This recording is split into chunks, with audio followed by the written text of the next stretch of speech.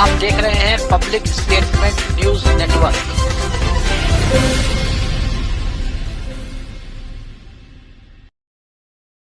नमस्कार, आप देख रहे हैं पब्लिक स्टेटमेंट न्यूज। आज गौ गौरैया संरक्षण समिति की ओर से विश्व गौरैया दिवस के अवसर पर कृष्णानगर चकेरी स्थित द हैप्पीनेस होटल में गौरैया जन्मदिन का आयोजन किया गया। आयोजन का शुभारंभ मुख्य अतिथि बाल योगी अरुणपुरी द्वारा गौरैया के चित्र पर टीका लगा पंचदीप प्रज्वलित कर गुलगुले का भोग लगाकर किया गया। इस दौरान संस्था के कार्यों से प्रेरित होकर गौरैया संरक्षण के लिए योगदान देने वाली सुनीता प्रजापति, कुमुद यादव, अंजलि पाल को गौरैया सखी सम्मान से सम्मानित किया गया।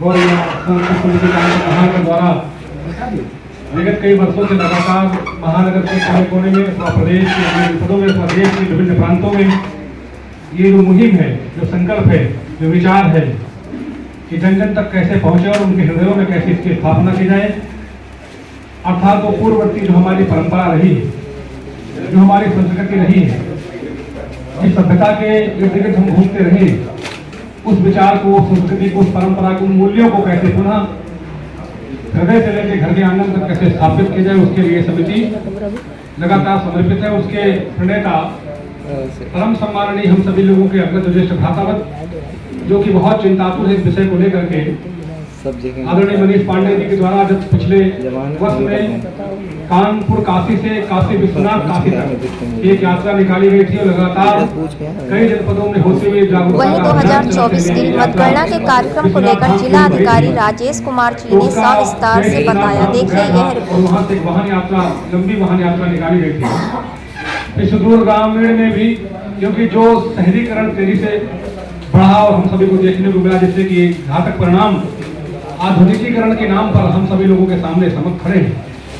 पहले प्राय हम सभी लोगों को हमारे छतों में गौरैया और अन्य पंछियों की चहचहाट, उनका कलरव, उनका गुंजन हमको सुनाई पड़ता था, परंतु विगत 20 वर्षों से धीरे धीरे जब तेजी से आधुनिकीकरण की ओर हम बढ़ रहे हैं और आधुनिकीकरण के नाम पर लगातार वृक्षों का कटाव हो रहा है और जो भी मलजल है, जो सीवेज है अथवा जो क्रोमियम वाटर है, वो सब का सब नदियों में जाकर के नदियों की जो जिंदगी है, नदियों की जीवन धारा है, उसको समाप्त करके मानवीय मूल्यों को खत्म करने का जो एक बहुत घातक शुभारंभ हुआ, हम संपूर्ण परमाणु बम से भी घातक है।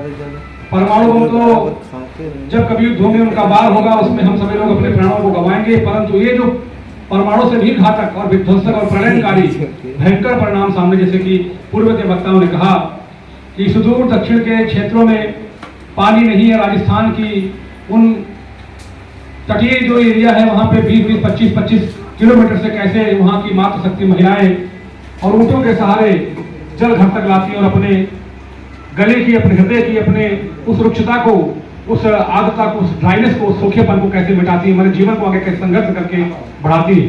वो दिन हम सभी को देखना ना पड़े, अर्थात हमारे घरों तक पुनः वो जो गौरैया बहुत दूर कहीं चली गई है, वो आज हम देखते हैं कि गांव में जब हम सभी लोग, कोई टेलीविजन वगैरह नहीं थे और जो भी हम सभी के जीवन में ऐसा कुछ नहीं था जिससे हम लोग आनंदित हो सके, हम सभी लोग आपस में कुछ एंजॉय कर सके, कुछ समय कैसे काट सके। दोपहर के समय में हमको बहुत ज्यादा याद है, हम बहुत बूढ़े तो नहीं है मगर हमसे भी बहुत बुजुर्ग लोग यहाँ बैठे हुए हैं, कि कैसे गौरैया के साथ खेल के, माने कि एक टोकरी में उसमें एक लकड़ी लगा के उसको दाने डाल के और उसको पकड़ के छुप के बैठते थे और उसमें गौरैया को पकड़ के रंग के छोड़ते थे, फिर मेरी गौरैया तुम्हारी गौरैया करते थे और फिर हम लोग ये करते थे। तो आज वो हम सभी लोगों को, क्योंकि तमाम संसाधन है हम लोगों को अपने आप को उसमें बिजी रखने के लिए, तो वो बहुत घातक है कि हम सभी लोग उन पंछियों के कलरों से, उनके गुंजन से बहुत दूर चले गए हैं। आधुनिकता तो बहुत बड़ी है, परंतु ये कहीं न कहीं बहुत घातक है। रही बात झील, झरने, नदी, सरोवर, अरण्य, अभ्यारण्य तेजी से खत्म होते जा रहे हैं। आप देखेंगे कि नौबस्ता से लेके और हमीरपुर तक लाखों की संख्या में वृक्ष इतने ज्यादा होते थे, इमली के और जामुन के और आम के, कि कहीं धूप नहीं मिलती थी। मेरे बचपन में इतने नौबस्ता चौराहे से लेके और हमीरपुर तक धूप नहीं मिलती थी, छांव ही छांव, घने बड़े भारी वृक्ष आकर दोनों ओर। आज वो वृक्ष के नाम पर अगर तुम्हारी गाड़ी पंचर हो जाए तो तुम तड़प उठोगे पहिया बदलने में, इतनी भीषण गर्मी पड़ती है। तो क्योंकि हम लोग तो संस्थाएं हैं, मनीष पांडे जी उनकी पूरी समिति इसके लिए उद्यत है, प्रयास होता, संकल्पित है, दृढ़ है उसके लिए, परंतु सरकारों की बहुत बड़ी इसमें भूमिका है। इसमें जब सरकार अपना घोषणा पत्र बनाए विभिन्न राजनीतिक दल, तो उसमें इस पर्यावरण के विभिन्न गंभीर मुद्दों को भी शामिल करना चाहिए। आज गंगा के नाम पे भारत सरकार बहुत चिंतित है, उत्तर प्रदेश की सरकार, परंतु सकारात्मक परिणाम देखने को आज भी नहीं मिल रहे हैं। आज भी ज्यों के तो गंगा में वही नाले जा रहे हैं जो कि बहुत ही एक उनके सामने नकारात्मक विषयों को नहीं उठाना चाहते हैं, परंतु जो सच्चाई है आज भी लगभग सारे नाले गंगा और यमुना और एक नदी है पांडु। अगर आप लोग दक्षिण कभी गए हो, मेरा गांव पांडु के किनारे, भैया ने भी प्लाट वहां लिया हुआ है मनीष जी ने, तो पांडु में हम सभी लोगों के जानवर पानी पीते थे, और मैं गंगा माँ के चरणों के सौगंध खाए कहता हूँ, हम लोग रोटी खाते थे अपने घर की और पानी पीते थे पांडु का। पानी क्यों पीते थे? कितना पवित्र पानी बहता था। नदी पांडु का पानी घर के कुएं के समान पानी था, तो हम लोग रोटी तो अपने घर से रोज जाते थे, मगर पानी अपने घर से कभी लेके नहीं जाया करते थे। पानी हम लोग पांडु नदी का पीते थे। आज पूरा पनकी का जितना भी कल्चर, जितनी भी वहाँ पे जो इंडस्ट्री पनकी का जो राख है, वो पूरी की पूरी कोयले की राख मिला दी की नदी पांडु में, और पांडु नदी के जो जल स्रोत थे वो प्राय भ्रष्ट हो गए। कोई भी जनप्रतिनिधिगण, कोई भी सरकार के नेता अधिकारी, सरकारी संस्थाएं, नगर निगम, जल संस्थान, जल बोर्ड, सिंचाई विभाग, सिंचाई प्रबंधन समिति, कोई भी विषय को उठाना नहीं चाहता है। बहुत दुर्भाग्य है कि पांडु, ससुरखेदी, रिंड, त्रिहंड, ये जनपद कानपुर के अगल बगल की नदियां हैं, ये मृत हो गई अथवा मरने की स्थिति में है। 3 प्रकार से नदी मरती है। एक तो नदी को अंग्रेजों ने मारने का प्रयास किया, जगह बांध बनाया कि नदी, उसके गले में फंदा लगाया कि नदी मर जाएगी, मगर नदी ने आगे की यात्रा देगी, बोले अभी नदी नहीं मरी, इसको एक और प्रयास करते हैं। तो उसमें जो है जहर के इंजेक्शन, माने सीवेज के जो नाले थे बड़े बड़े, वो सब सीधे गंगा और यमुना ऐसी महान नदियों में उनकी पवित्रता को खोने के लिए उन लोगों ने ऐसा प्रयास किया। परंतु आज हम सभी लोग स्वतंत्र राज्य में जी रहे हैं। आज भारत की सरकारों, प्रदेश की सरकारों और लोकल निकाय स्तर के लोगों को ये जिम्मेदारी से उनकी जवाबदेही बनती है कि अपने अपने घोषणा पत्रों में उस विषय को गंभीरता, क्योंकि हम लोग क्या कर सकते हैं कि समाज को जागरूक कर सकते हैं, परंतु ये काम सरकारों का है। आप केंद्र प्लान नहीं बना सकते हो, आप उसमें नौकरी नहीं निकाल सकते हो, आप उनका संचालन नहीं कर सकते हो, ये काम गवर्नमेंट स्तर का है। हम हमारा अपना काम करें और सरकार के लोग अपने स्तर के काम करें, दोनों की सामूहिक और समन्वित प्रयास से नदियों को हम लोग पुनः जीवित कर सकते हैं। क्योंकि गंगा अगर नहीं रही, यमुना मैया अगर नहीं रही और पांडु अगर नष्ट हो गई, तो हम लोगों के सामने बहुत बड़ा जीवन का एक संकट पड़ जाएगा।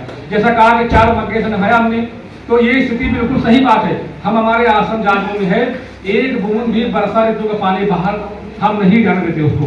लोग कहते हैं महाराज इतना पानी भर जाता है, नाली इसको ऊपर कराओ और पानी बहा दो। हमने कहा जब समरसीबल से पानी हम लेते हैं तो मेरा दायित्व है कि पूरे वर्षा ऋतु का पानी हम कैसे सहेजे, तो हम उसको भरता है तो 2-4 दिन मच्छर भी लगते हैं, उसको मच्छर से कटवा भी लेते हैं अपने आप को, परंतु एक बूंद पानी वर्षा का हम बाहर नहीं जाने देते हैं। वो पूरा का पूरा पानी हमारे आश्रम के अंदर आता है। वृक्ष हमसे बहुत लोग बोले इनको कटवाओ और यहाँ पर टाइल्स लगवा दो। हमने कहा हमको टाइल्स में रहना है तो हम 1-8 घंटे ऐसे कार्यक्रम जहाँ होते हैं, हम यहाँ रह के सोचेंगे मेरा ही अपना है। परंतु जो वृक्षों के इर्द गिर्द जो माहौल बनता है पंछियों के लिए, जितना सुखद अनुभूति वृक्षों के आसपास पंछियों को होती है, उतना यहाँ पर नहीं होती है। तो भारी मात्रा मेरे आश्रम में वृक्ष भी नहीं कटवाए मैंने, इसलिए कि हम लोग वही ग्रामीण जीवन, एक लोग पुराने सोच के एक लोग कहेंगे क्या कहेंगे, तो हम जहाँ थोड़ी जगह वहाँ तो कमरे बना सकते हैं, परंतु हम वृक्षों कटवा के और आधुनिक कमरे नहीं बनवाएंगे, क्योंकि हम चाहते हैं कि हमारे इर्द गिर्द वही माहौल है जो आज से 25-50 साल पहले हमारे गांव में था। हम उन्हीं गौरैया और उन्हीं जो हमारे यहाँ विभिन्न प्रकार के पंछी, आज बच्चों से नाम पूछो तो नाम नहीं बता सकते, कितने प्रकार के पंछी, कितने प्रकार के औषधीय वृक्ष, कितने प्रकार के फूलों की, लगभग अगर गेंदा और गुलाब, जूही, चंपा छोड़ दो तो 1000 प्रकार अधिक के फूल थे, लोग नाम भूल गए। देखना बहुत बड़ी बात है। ये जाफरी, गेंदा, गुलाब और जूही, चंपा, चमेली, रातरानी, सदा, सुवर्ण श्रृंगार, कुछ चुनिंदा फूलों के नाम आप जानते हैं। 1000 प्रकार से अधिक के फूल मर गए, 1000 प्रकार से औषधीय वृक्ष मर गए, 1000 प्रकार के अन्न खत्म हो गए। केवल आपके सामने गेहूं, धान, चावल है, मकई, ज्वार, भिंडी, मगर आप अन्य प्रकार के अन्नों का नाम भी भूल गए। ये सब आदरणीय हमारे मनीष पांडे जी और जिनकी पूरी समिति है, इस संदेह और साधुवाद धन्यवाद के पात्र हैं कि इनके द्वारा लगातार इस अभियान को चलाया जा रहा है, ताकि प्रकृति और झील, झरने, नदियां और उसके स्रोत जीवित रहें और गौरैया हमारे आंगन तक पुनः कैसे आ सकती है, ये हम आधुनिकता और आध्यात्मिकता में समन्वय कैसे बना सकते हैं, दोनों में समायोजन और संतुलन कैसे बना सकते हैं कि हमारा आधुनिकता के हम विरोधी नहीं है, ये भी बहुत होने चाहिए, परंतु गौरैया का भी स्थान बना रहे, पंछियों के स्थान बना रहे, भ्रमण तितलियों के स्थान बना रहे, झील भी बनी रहे, कुएं भी खुदे रहे, झरने झरते रहे। आप उत्तराखंड अगर गए हो तो आप देखो तमाम झरने सूख गए, उनके चिन्ह तो बने हुए कि यहाँ झरने कभी झरा करते थे, परंतु वो झरने लगभग सूख से गए, तो झरने कहाँ चले गए और गांव के कूप कहाँ चले गए। इसलिए पुनः उनको हम लोगों को संरक्षित करने की आवश्यकता है और भारत सरकार को पत्र मैंने भैया तो लिखते रहते हम लोग भी कि गांव के तालाबों की जमीन चिन्हित कराइए, अगर कब्जा हो तो कब्जा मुक्त कराइए और गांव के पानी को सहेजिए। हर वार्ड में बड़े तालाब होने चाहिए, हर वर्षा ऋतु का पानी उन कूपों खुदवा करके, क्योंकि पक्के घर, पक्की नालियां, पक्के नाले, अब नदियां चलेगी समुद्र में, तो पानी भूगर्भ में कैसे जाएगा, तो जो अंडर वाटर है वो कैसे कंप्लीट होगा। तो भूगर्भ का संरक्षण के लिए हर वार्ड स्तर पे तालाब होने, ताकि मोहल्ले का पानी एक तालाब में एकत्रित हो और वो नीचे जाए, तभी हम लोग जल को सहेज सकते हैं। और वृक्षों, क्योंकि धरती अगर ड्राई हो जाएगी तो वृक्ष नहीं होंगे, वृक्ष सूख जाएंगे, इसलिए जब तक वो नमी रहेगी धरती में तभी वृक्ष हो सकते हैं। और नमी रहने के लिए जल आवश्यक है और जल के लिए सरकारों का प्रयास आवश्यक है और उन सरकारों के सहयोग के हम सभी लोग उद्यत हैं, हम लोग उनके लिए तत्पर हैं। तो मैं बहुत बहुत साधुवाद ज्ञापित करता हुआ भारी मात्रा में मेरी माताएं तथा बहनें इस कार्यक्रम में उपस्थित है, सभी इस क्षेत्र के संभ्राम विशिष्ट नागरिकगण बंधु हैं, तमाम शहर के वरिष्ठ पत्रकार उपस्थित हैं और मंच में हमारे आदरणीय डॉक्टर साहब भी, भाई साहब भी, किसानी, तमाम सारे वरिष्ठ यहाँ उपस्थित हैं। होली का पावन महोत्सव है, तो मैं बहुत बहुत होली महोत्सव की पावन पर्व की शुभकामनाएं नगर कामनाएं ज्ञापित करता हूँ। आपके जीवन में आनंद हो, उत्साह, प्रसन्नता, प्रफुल्लता, समृद्धि, संयम, सदाचार खूब बना रहे, ऐसी कामना करता हूँ। वाणी को विराम करता हूँ। भारत माता की जय।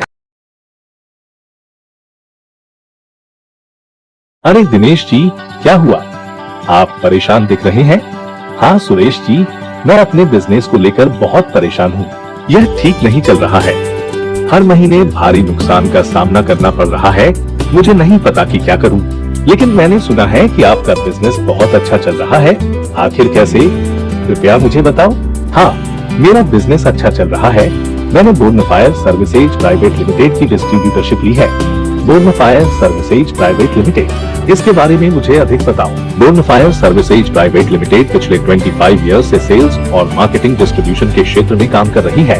बोर्नफायर services private limited mineral water, soda, juice, cold drink का अपना ब्रांड बोर्नफायर का manufacturing, sales, marketing, distribution, retailing सब कुछ मुझे सपोर्ट देता है और पूरे भारत में 62-65 डिस्ट्रिक्ट में काम कर रही है। बोर्नफायर के सपोर्ट से हमारा निवेश पर मासिक रिटर्न अच्छा होता है। That's great. मुझे बोर्नफायर सर्विसेज प्राइवेट लिमिटेड की डिस्ट्रीब्यूटरशिप लेने में इंटरेस्ट है। श्योर, आप www.bonfireservices.com पर जा सकते हैं या कॉल करें 9582327405। हमारे चैनल पब्लिक स्टेटमेंट न्यूज को लाइक करें, सब्सक्राइब करें और कमेंट कर बेल आइकन को जरूर दबाएं।